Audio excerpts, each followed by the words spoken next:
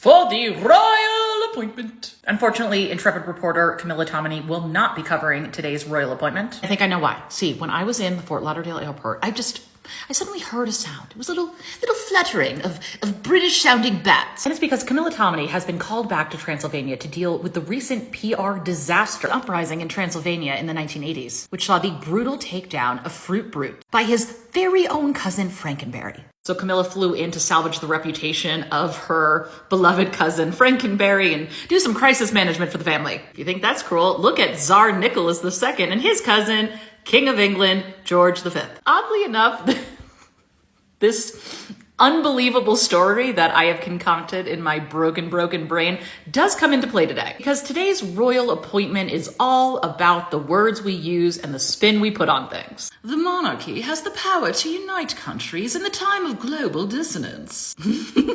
Yes, because there's a storied history of white people getting involved in other countries' political conflicts. It always goes so great. In all seriousness, they don't. We are constantly reminded how they don't have any real power. King Charles and Queen Camilla will travel to Kenya to, quote, entrench the strong and dynamic partnership that the country shares with the UK. The kind of people who believe these statements are the same people who believe that Wilberforce single-handedly ended slavery in Britain, because obviously we have a rich history of white people growing a moral compass in order to stop doing something harmful. Psych, it's almost always economically motivated. King and Queen hosted the Kenyan diaspora in the UK at the palace, and Charles poured over photos of treetops, the famous hideaway where his mother stayed. It was the first stop of his late mother's Commonwealth tour, and now it is the first stop for the king in his first Commonwealth visit of his reign. Here's where we get into some light propaganda.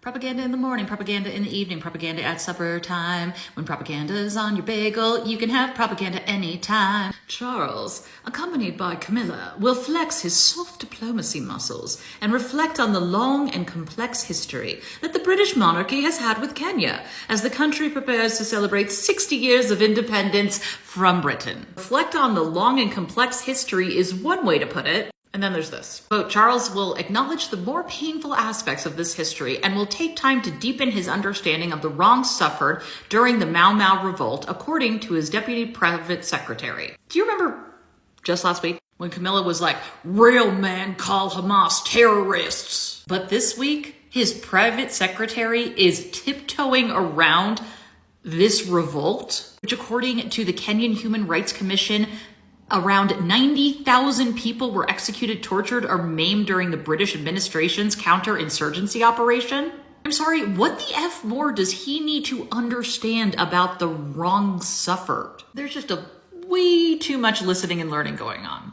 Now, members of the Kenyan diaspora in the UK said that it marks a great opportunity to make fresh connections with the new Kenyan generation so early in his reign. Do you think she got any quotes from people that might disagree with that? No, she did not. There are still Kenyans alive at this time that are waiting for amends. Final paragraph. Therefore, as the world looks to the royal family on their foreign trips in the next couple of weeks, they may be reminded of the institution's subtle power to unite countries in times of global dissonance and its ability to shine a light on combating shared existential threats. I think what we're actually reminded of is how parts of the British media are effectively a propaganda arm for the British royal family.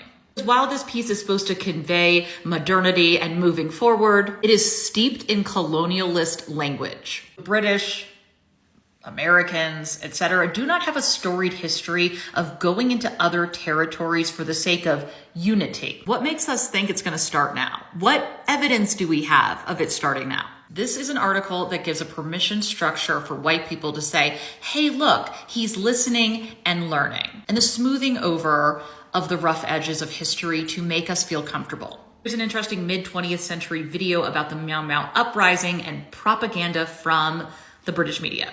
It was not surprising that they envied the Asiatics and whites' higher standard of living. And as the city grew, so grew resentment.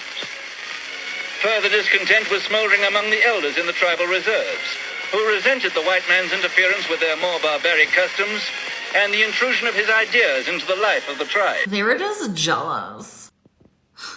Again, I know it was the 1950s, but my God, I'm not an expert on this history or this region, and it's something I would love to learn more about. I have a hunch if I went through the British newspaper archives and combed them thoroughly, I would find examples of similar language used in this very royal appointment to back then, with obviously some things slightly changed. No longer does Britain own Kenya. They're part of the Commonwealth. It's a relationship now. I'm currently reading Cloak and Dagger, which is a historical account of the British monarchy, starting primarily with Queen Victoria and onward, and the growth of the modern intelligence movement. Clive Wigram was the first press secretary to King George V.